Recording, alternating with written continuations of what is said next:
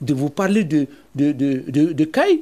Aujourd'hui, un peu partout au Mali, l'énergie du Mali, elle est complètement défaillante.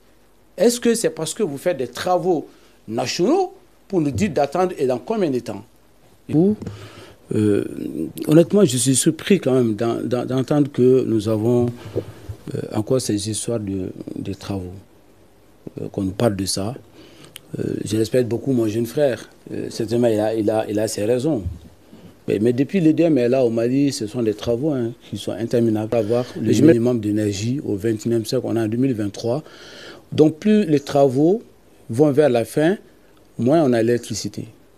En fait, on n'est pas là aujourd'hui à discuter d'une boutique où il y a quelques chewing-gums et des biscuits. Là, on parle d'un domaine régalien de l'État où la vie économique est complètement rattachée à cela. C'est-à-dire qu'il y a un problème de prévision, il y a un problème structurel, organisationnel au sein de l'EDM. Parce que faire des travaux au XXIe siècle, avec toute la technologie qu'on a, et l'imputer sur l'ensemble de la structure qui ne fonctionne plus, c'est quand même grave quand on entend ça. Ça veut dire qu'il y a un problème de prévision, il y a un problème structurel au sein de l'EDM, c'est-à-dire organisationnel.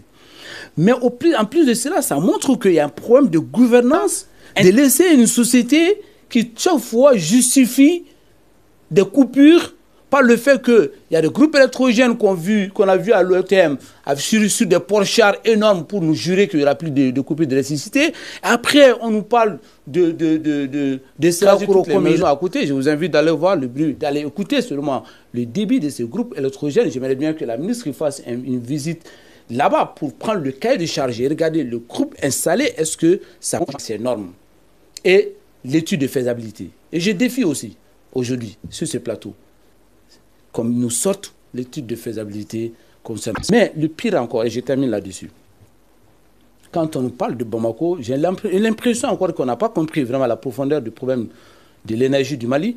C'est que chaque fois qu'on nous parle, on parle de, comme mon frère dit, Kalabankoro à Badlabougou, mais j'ai envie de vous dire qu'il y a la coupure d'électricité à Koulikoro, j'ai envie de vous dire qu'il y a la coupure d'électricité à Mouti. Donc c'est le groupe électrogène de Serakoro qui n'alimente pas Mopti. J'ai envie de vous dire qu'il y a la coupure d'électricité. De vous parler de Caille. Aujourd'hui, un peu partout au Mali, l'énergie du Mali, elle est complètement défaillante. Il faut attendre. Et qu'est-ce que vous faites réellement comme travaux? Plus on avance, plus on nous fait croire que les choses vont aller mieux, plus on observe que c'est pire.